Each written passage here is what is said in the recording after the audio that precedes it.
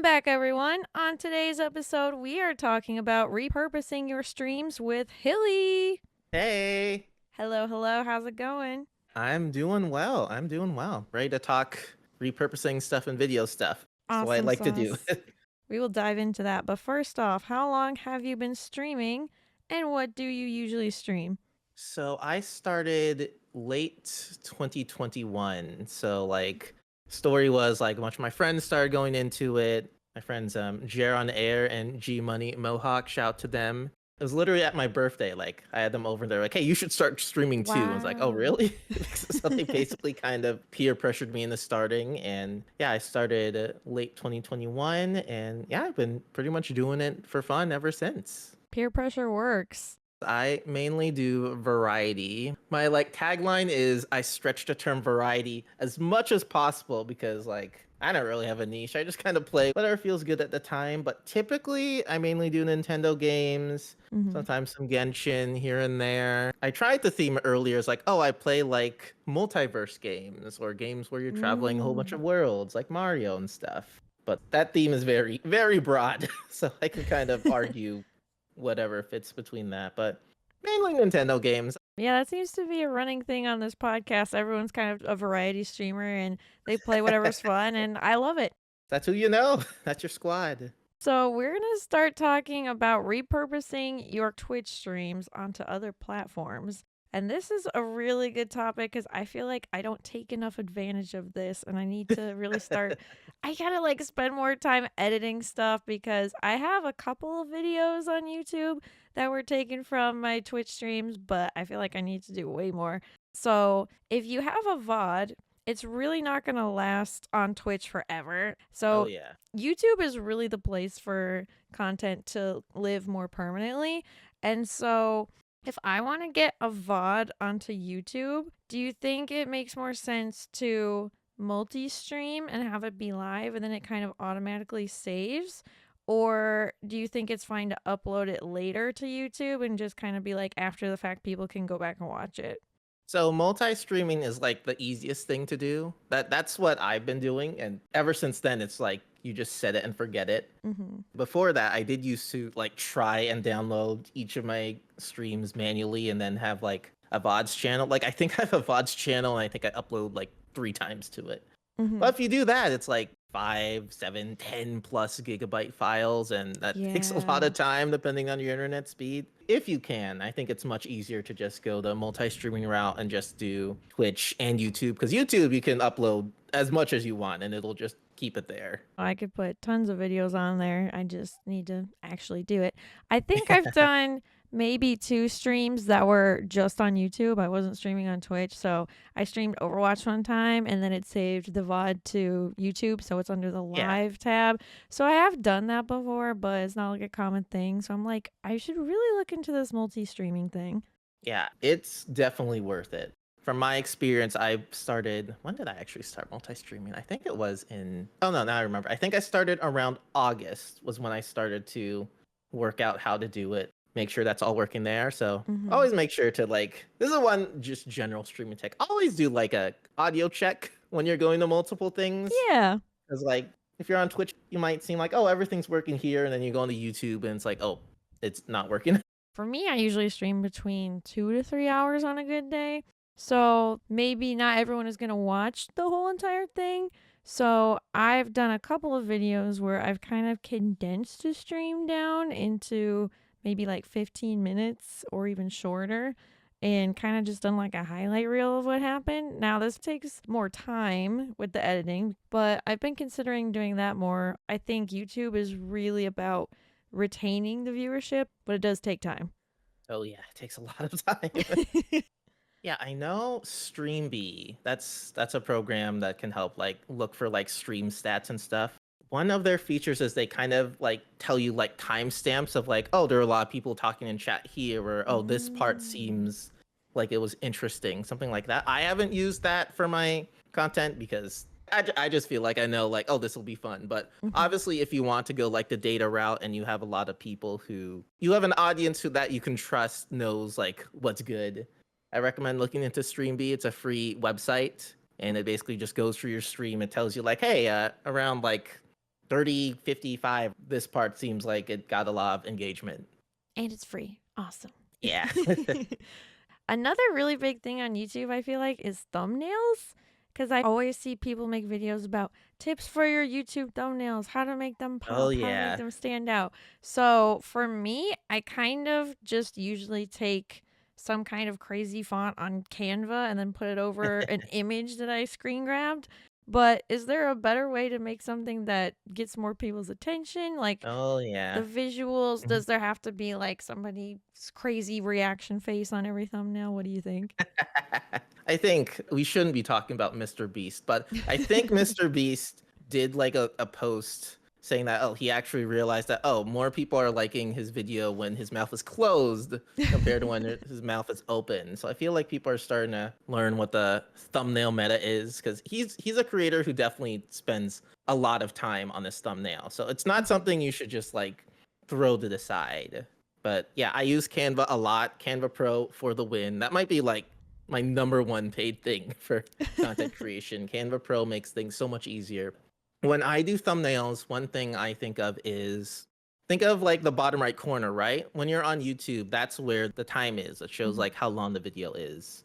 So I always try to make sure that area is empty and keeping everything else in the other like top left, bottom left, top right part of the video, because that's what more people are going to Mm. see from the video. I Mhm. mean, obviously, people can still see it from like specific channels, like maybe like YouTube TV. You might be able to see the thumbnail a little more. But when I come to making stuff, I always think of what would I like to see, or what have I seen in other channels that look good. Like Mhm. sometimes even I look at like other videos similar to the ones I'm doing and try and get some inspo because of that. I do have free Canva and I can, throw some words on there. So I'm like, I feel like I got it. Like I could do something with it. What I like to do is when I go into YouTube, I use the filters and I go like, what is like the most popular thing right now? I kind of emulate it based on what they're doing. Like obviously I don't copy word for word, but I see like what are the top YouTubers doing. If you're looking at YouTube Live, you can change your thumbnail for every YouTube Live. Now that's a good Mm. thing, but if you stream a lot, that means either you just have one default thumbnail for every live, or you have to make a thumbnail for every single live, which could take a lot of time. Then there's me being like, I'm just gonna put the same picture of the game because I can't think of anything right now, unless I really have inspiration for something. It kind of works though, because I feel like with Twitch, you don't really get to pick a thumbnail, so you're at the mercy of some sort of algorithm. And it's always like the most cursed image, like Yeah. you're freaking out about something or just paused on something strange. Yep. That's always the best. Like, what are you gonna get with Twitch? You never know. Especially with the clips. Sometimes the clips thumbnails are just like, why did you have to do that to me? Yeah, thankfully, clips have gotten much easier to edit, especially for short form videos. That's something I do want to applaud Twitch for, that they've got their own dedicated clips editor and stuff. So Mm-hmm. that's definitely a big step up. I personally I haven't experimented with it too much because I'm Yeah, me dead either. set on my routine. Now there's the highlighted clips. So now there's the clips that you can pick like, hey, these are kind of the most popular, the ones that most represent my channel. I actually during a stream one time, I kind of just did a little intro to my channel. I was like, "Hey guys, these are the games that I play. My name is Heidi." And then I took a clip of that and I actually made that a highlighted clip so that people see that and they can be like, "Oh, so these are the games that she usually plays." So I kind of just set that as a highlighted clip. So if people stumble across my channel, it's kind of right there. That's really clever. I might need to do that idea because I still don't have a channel trailer or anything. I don't know how many people are sold on a streamer from a trailer. That's my only like Yeah. resistance. Because like in your experience, have you ever looked at a trailer that's like made me go, "Wow, I really want to follow them"? I've seen maybe a handful, especially with like YouTube videos. I'll see editing of Genshin characters and it's so funny. And I'm like, immediately subscribe. So sometimes it does work, like the first thing that pops up on their YouTube channel or their Twitch channel. But I'd say it's kind of rare for me. Exactly. Yeah. Let's jump over to the short form content since we're talking about Twitch clips anyway. Let's talk about the vertical stuff. So we have TikTok, which is probably the place where I get the most views on anything just because Uh of huh. their algorithm. It just gets pushed out to more people, I guess. And then I've also used Instagram Reels, maybe once or twice. I could probably use that a lot more and even use the same stuff as TikTok. And, Twitch even has the tool now to make the vertical video stuff. So, how often are you taking stuff and putting it on TikTok, Instagram from like each stream? Let me walk through like my clipping routine. This is how I get all my Okay. TikToks and stuff. So on my stream deck, which is super helpful to have, I literally just have a button that records the last minute of what's going on. And it's defaulted to horizontal. I could do it for like my vertical feed too, but I just do it for horizontal. Mm-hmm. And that takes all my audio, my voice, game audio, it all splits it. It might be a lot of work to have like a bunch of audio files like that. These are big files, but Yeah. it does help. So like it clips the last minute or so, and then it just puts it all in a folder. And then every once in a while I go through all those videos, see which ones I like, which ones I don't like. And I put the ones I want to make into short form videos into DaVinci Resolve Pro. DaVinci Resolve is free, but the pro version that I have, I think it's just a $300 one-time purchase, which is in the long term much more affordable than Adobe Premiere, which I used to do. Which I Right. used to do, Subscription. but the main benefit from Pro over the free one, like the free one is really good by itself. The learning curve is a little hard to figure out, but once you figure that out, it's much faster than Adobe too. But the big reason I like the Pro version is because it does auto captions. And I'd say the captioning, at least for my voice, obviously everyone's voice is different, but for my voice, Premiere Pro could not figure out my voice for the life of me. I Whoa. would misspell like half of my sentences, but DaVinci, it gets it. Like it can just determine what I'm saying, and it's like 90% accurate, like every time. Okay. And you literally just press a button, it makes the captions for you. You change the font, you edit it a little bit, and boom, it just works like that. And captions are super helpful because Mm-hmm. not everyone opens up TikTok with their volume on, and Yeah. Instagram and all that.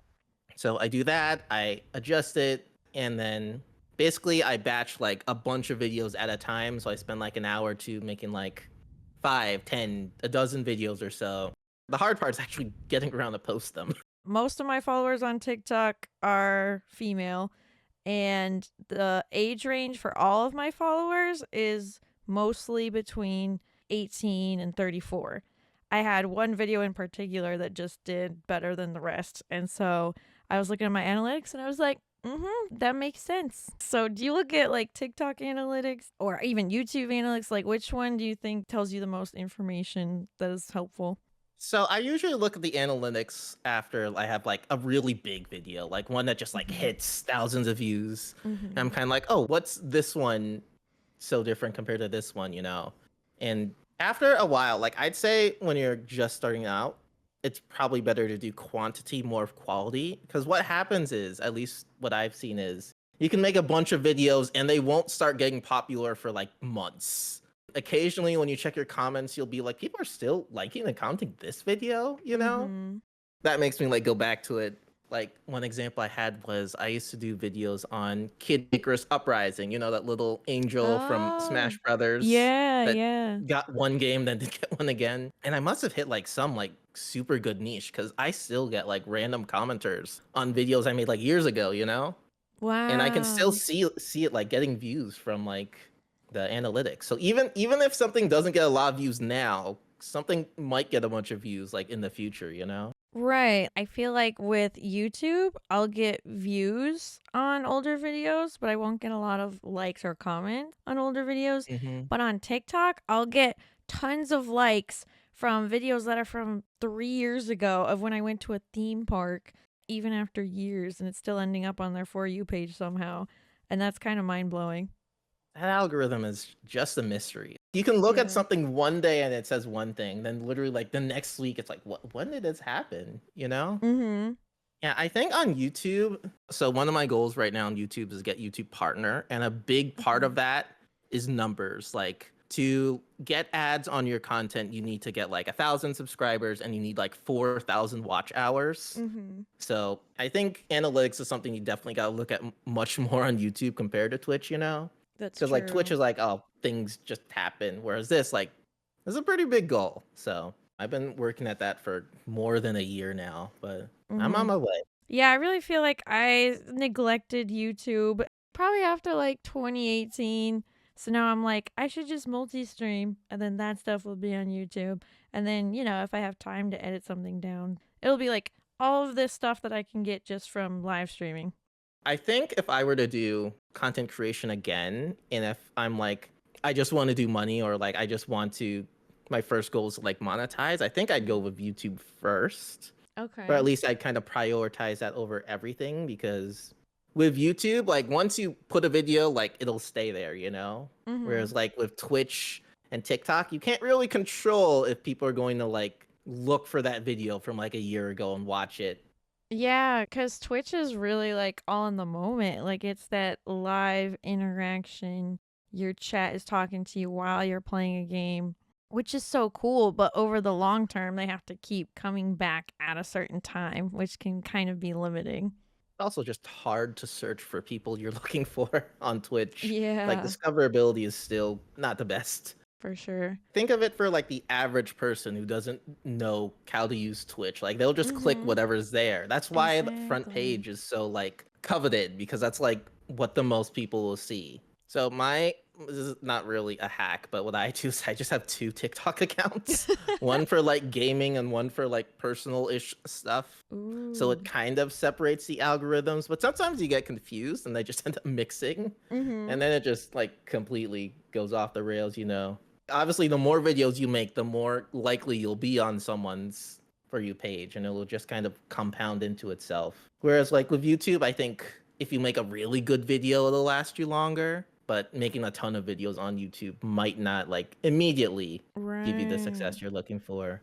I've talked with some of my friends, and because I just made so many videos, they'll be like, "Oh, I'm stuck in Hilijix right now, where everything I get is just you." I'm like, "Yes, You're like, perfect." yes, the algorithm wins. So literally, like maybe just sometime be like, I'm just gonna post 3 times for like a week and see what Mhm. happens, and then it'll just be like a small wave getting bigger and bigger until you're like, I'm stuck on Heidi talk again. Is there like a genre of game that would like work better for a TikTok video? I actually just saw on Twitter/X, whatever you call it now, but one of my mutuals asked like, "Hey, what games would be good to play where you can just kind of have in the background while you're just like chatting about stuff?" Some people who just want to make videos of them just talking about it and have like a game in the background Mhm. that can benefit for some. And I said like, "Oh, Sonic Dream Team is good. It's an Apple Arcade game, and it's so simple. Like you're just literally just moving your guy around, but it's also just calm enough to where you can kind of just have your brain like turn off, go on autopilot, and you can just talk about whatever. Obviously, some like calm, cozy games where like you just want to have a conversation or talk about something in your day. I think that would be pretty good if you're like the kind to be like, hey, here's what happened to me today, you know? Yeah, if it's Hmm. like you're talking to chat or like you have a story that you're telling. We covered TikTok. I mean, Kind of covered a lot of things. I think we covered pretty much all of the places where you can repurpose your content. Are there any other sites that you use? There's one I used to use before I really got into video editing. So if you don't want to get like a Premiere or a DaVinci, a Streamladder is very good.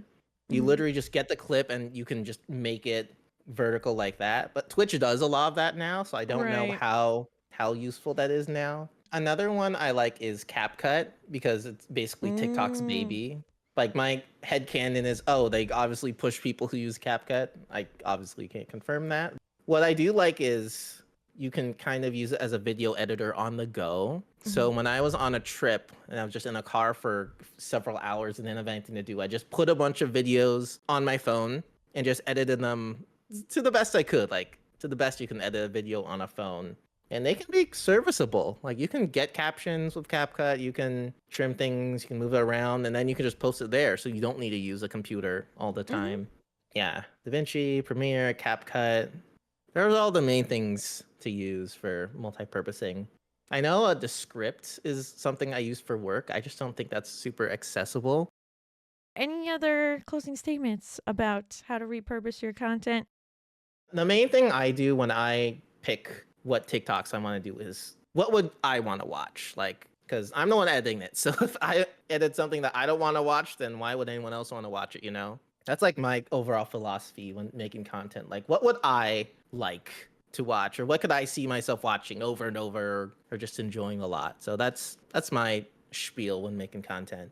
And also, where can people find you on the internet? My name is very hard to spell, so I can spell that out as Hilijix. That's Hilijix. It's literally just a name I came up with when typing random letters into a Pokemon game once. But that's where you can find me: YouTube, Twitch, TikTok, all that.